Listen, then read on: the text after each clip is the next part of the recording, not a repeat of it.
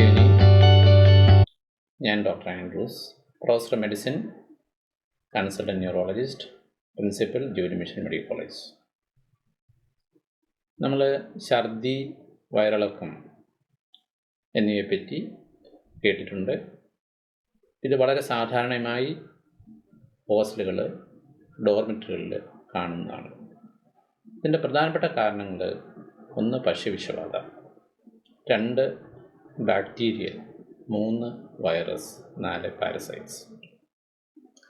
ഇതിൽ ഒരാളിൽ നിന്നും മറ്റൊരാളിലേക്ക് പകരുന്ന തരത്തിലുള്ള, പെട്ടെന്ന് പകരുന്ന അല്ലെങ്കിൽ ഒരു പകർച്ചവ്യാധി എന്നുപോലെ വരുന്ന വയറിളക്ക രോഗത്തിലെ ഒരു പ്രധാനപ്പെട്ട കാരണം വൈറൽ ഗാസ്ട്രോഎൻറ്ററിറ്റിസ് ആണ്.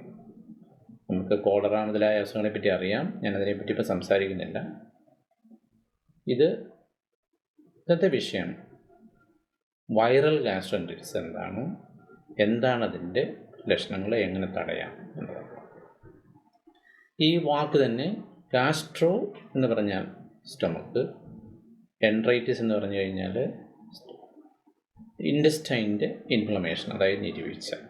അപ്പോൾ ഇത് പ്രധാനമായിട്ടും നമ്മുടെ സ്റ്റൊമക്കിനെയും അല്ലെങ്കിൽ ആമാശയത്തിനെയും ഇൻറ്റസ്റ്റൈനെയും ബാധിക്കുന്ന നീരുവീഴ്ച പോലത്തെ ഒരസുഖമാണ്. ആയതിനാൽ ഈ വൈറൽ ഗാസ്ട്രോഎൻറ്ററിറ്റിസിനെ പലപ്പോഴും സ്റ്റൊമക് ഫ്ലൂ എന്ന പേരിലും പറയാറുണ്ട്. ചിലപ്പോൾ ഇതിനെ ഡബിൾ ബക്കറ്റ് ഡിസീസ് എന്ന് പറയും. കാരണം ഛർദിക്ക് ഒരു ബക്കറ്റ്, വയറിളക്കത്തിന് വേറൊരു ബക്കറ്റ്. അതിനാലാണ് ഇതിനെ ഡബിൾ ബക്കറ്റ് എന്ന് പറയുന്നത്. ഇപ്പോൾ ഈ നോറോ വൈറസ് എന്ന് പറയുന്നത് ഒരു പ്രിവെൻറ്റബിൾ ആയിട്ടുള്ള ഡിസീസാണ്. ഹൈലി കണ്ടേജിയസ് ആണ്, ഒരാളിൽ നിന്ന് മറ്റൊരാളിലേക്ക് പകരും. പക്ഷേ നമുക്ക് വളരെ സിമ്പിളായിട്ട് ശുചിത്വം പാലിച്ചു കഴിഞ്ഞാൽ തടയാവുന്ന ഒരു അസുഖമാണ്. ഇതെന്തുകൊണ്ടാണ്, ഇതിൻ്റെ കാരണം എന്താണെന്ന് നോക്കാം. ഇതൊരു RNA വൈറസാണ്. കാൽസിവൈരിഡിയെ എന്ന ഫാമിലിയിൽപ്പെടുന്ന ഒരു സിംഗിൾ സ്ട്രാൻഡഡ് RNA വൈറസ്. വളരെ കുറച്ച് വൈറസുകൾ മാത്രം മതി. അതായത് 100 വൈറസുകൾ ഒരാളുടെ ഉള്ളിൽ ചെന്ന് കഴിഞ്ഞാൽ ആൾക്ക് ഈ ഗാസ്ട്രോഎൻറ്ററിറ്റിസ് വരും. ഇതാണ് നമ്മൾ അറിഞ്ഞിരിക്കേണ്ട ഒരു കാര്യം. പിന്നെ ഈ വൈറസ് പ്രതലങ്ങളിൽ സജീവമായിട്ട് നിൽക്കുകയും അതിൽ സ്പർശിച്ച ഒരാൾ ആ കൈ നമ്മുടെ വായിലോ മൂക്കിലോ ഒക്കെ വെച്ച് കഴിഞ്ഞാൽ അത് ആ ആളിലേക്ക് പകർത്താൻ കഴിവുള്ളതാണ്. ഈ പ്രതലങ്ങളിലെ വൈറസ് കുറേ ദിവസങ്ങളോളം അല്ലെങ്കിൽ ആഴ്ചകളോളം സജീവമായിട്ട് നിൽക്കാനും ഇതിന് കഴിവുണ്ട്. ഇനി എങ്ങനെയാണിത് പകരുന്നത്? സാധാരണ നമ്മൾ പറയുന്നത് പേഴ്സൺ ടു പേഴ്സൺ, ഒരാളിൽ നിന്ന് മറ്റൊരാളിലേക്ക്. പിന്നെ വെള്ളത്തിലും ഭക്ഷണത്തിലും ഈ വൈറസുകൾ കണ്ടാമിനേറ്റ് ചെയ്യപ്പെട്ടിട്ടുണ്ടെങ്കിൽ അങ്ങനെ വരാം. പിന്നെ അറിഞ്ഞിരിക്കുന്നത് സ്പർശനത്തിലൂടെ, അതായത് ഈ വൈറസ് ഉള്ള പ്രതലത്തിൽ തൊട്ടതിന് ശേഷം, ഞാൻ നേരത്തെ പറഞ്ഞു, അപൂർവമായിട്ട് ഛർദ്ദിക്കുമ്പോഴുണ്ടാകുന്ന എയറസോൾ അതുവഴിയും പകരാം. ആയതിനാലാണ് ഇത് ക്ലോസ്ഡ് സ്പേസ്, സ്കൂളുകളിൽ, കോളേജുകളിൽ, ഹോസ്പിറ്റലുകളിൽ ഇത് പെട്ടെന്ന് സ്പ്രെഡ് ചെയ്യാം. ഇതിൻ്റെ പത്തോളജി എന്താണ്? ഇത് നമ്മുടെ കുടലിനെയും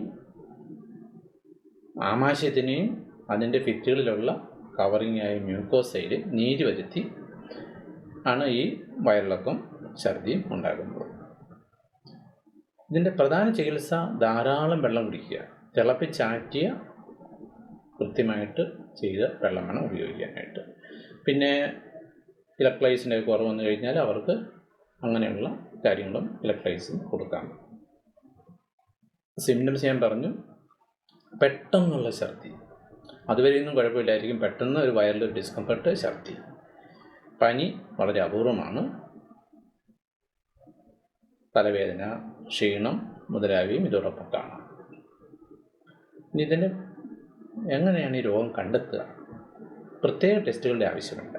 ഈ വൈറൽ ഗാസ്ട്രോഎൻറ്ററിറ്റിസ് സാധാരണഗതിയിൽ സിംറ്റംസ് വെച്ച് തന്നെ കണ്ടുപിടിക്കാൻ പറ്റും. വലിയ ലക്ഷണങ്ങളൊന്നുമില്ലാതെ വയറുവേദനയും ഛർദിയും വരിക, അതായത് 4-5 പേർക്ക് ഈ ഒരു അസുഖം ഉണ്ടെങ്കിൽ, ഒരു സ്ഥലത്ത് താമസിക്കുന്നവർക്കുണ്ടെങ്കിൽ, അവർക്ക് ഛർദിയും വയറിളക്കം ഉണ്ടെങ്കിൽ സാധാരണഗതിയിൽ ഇത് വൈറസാണ്. പിന്നെ ഞാൻ നേരത്തെ പറഞ്ഞു, ഇത് കുടലിൻ്റെ ചെറുകുടലിനെയാണ് ഇത് കൂടുതലായിട്ട് ബാധിക്കുക. അപ്പം ധാരാളമായിട്ടുള്ള എമൗണ്ടിൽ കൂടുതൽ ക്വാണ്ടിറ്റിയുള്ള മരം പോവുക, രക്തമോ മ്യൂക്കസോ അതിന് കൂടെ കാണില്ല. അതങ്ങനെ ഉണ്ടെങ്കിൽ അത് ഒരിക്കലും ഈ തരത്തിലുള്ള വൈറൽ അസുഖമല്ല. അപ്പോൾ ഒരു സ്ഥലത്ത് ഇങ്ങനെയുള്ള ഒരു ഗ്രൂപ്പ് ഓഫ് ആൾക്കാർക്ക് അസുഖം വന്നു കഴിഞ്ഞാൽ കോംപ്ലിക്കേറ്റഡ് ആയിട്ടുള്ള വൈറൽ ടെസ്റ്റുകളുടെ ആവശ്യമൊന്നുമില്ല. അല്ലെങ്കിൽ ഒരാൾക്ക് ഈ വൈറസ് കൊണ്ട് ടെസ്റ്റ് ചെയ്ത് കണ്ടെത്തിയാൽ മറ്റുള്ളവർക്ക് ഈ ടെസ്റ്റ് ചെയ്യേണ്ട ആവശ്യമില്ല.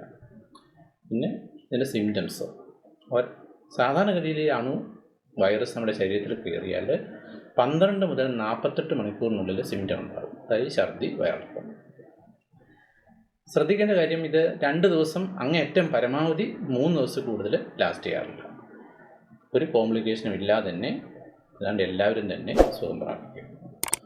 ഇനി ഇതെങ്ങനെ തടയാം? ശുചിത്വമാണ് ഏറ്റവും പ്രധാനം. അതിൽ ഏറ്റവും ഇമ്പോർട്ടൻ്റ് ആയിട്ടുള്ളത് സോപ്പ് ഉപയോഗിച്ച് കൈ കഴുകുക. സാനിറ്റൈസർ ഉപയോഗിക്കാമോ? സാനിറ്റൈസർ കൊണ്ട് പ്രയോജനമില്ല. ഈ വൈറസിനെ നശിപ്പിക്കാൻ നമ്മുടെ ആൽക്കഹോൾ ബേസ്ഡ് ആയിട്ടുള്ള സാനിറ്റൈസർ പോരാ. രണ്ടാമത്, തിളപ്പിച്ചാറ്റിയ വെള്ളം കുടിക്കുക. 3, ഈ രോഗി അല്ലെങ്കിൽ മറ്റുള്ള ആൾക്കാർ ഉപയോഗിച്ച് ടോയ്ലറ്റുകളിലെ നോബുകൾ, കതകിൻ്റെ നോബുകളൊക്കെ ബ്ലീച്ച് സൊല്യൂഷൻ ഉപയോഗിച്ച് ഡിസിൻഫെക്റ്റ് ചെയ്യണം. രോഗം ബാധിച്ച ആളെ ഒരു 48 മണിക്കൂർ ഐസൊലേറ്റ് ചെയ്യുന്നതും വളരെ നല്ലതാണ്. ഇത് പ്രായമായവർക്ക്, പ്രമേഹം, ക്യാൻസർ മുതലായ രോഗമുള്ളവർക്ക് ഇത് കോംപ്ലിക്കേഷൻ ഉണ്ടാക്കാം. അല്ലാത്തവർക്ക് സാധാരണഗതിയിൽ വലിയ പ്രശ്നമൊന്നും ഉണ്ടാകാറില്ല. ഇനി എപ്പോഴാണ് ഡോക്ടറെ കാണേണ്ടത്? ഏറ്റവും പ്രധാനപ്പെട്ടത്, നമ്മൾ സിംറ്റംസ് പെർസിസ്റ്റ് ചെയ്യുക. അതികഠിനമായ ഛർദി, വയറിളക്കം, പിന്നെ 3 ദിവസത്തിൽ കൂടുതൽ സിംറ്റംസ് ഉണ്ടെങ്കിലും തീർച്ചയായിട്ടും നമ്മൾ ഡോക്ടറെ കാണണം. നിർജ്ജലീകരണത്തിൻ്റെ ലക്ഷണങ്ങളുണ്ടെങ്കിലും തീർച്ചയായിട്ടും ആശുപത്രിയിൽ പോകേണ്ടതാണ്. ഇപ്പോൾ പ്രധാനപ്പെട്ട പോയിൻറ്റ്സ്, ഒന്ന്, ഈ നോറോ വൈറസ്, വൈറൽ ഗാസ്ട്രോഎൻറ്ററിറ്റിസ് വളരെ മൈൽഡായിട്ടുള്ള അസുഖമാണ്. സെൽഫ് ലിമിറ്റഡ് ആണ്. ഇത് തനിയെ മാറും. വലിയ കോംപ്ലിക്കേഷൻസ് ഒന്നുമില്ല. വ്യക്തിശുചിത്വമാണ് ഏറ്റവും പ്രധാനപ്പെട്ടത്.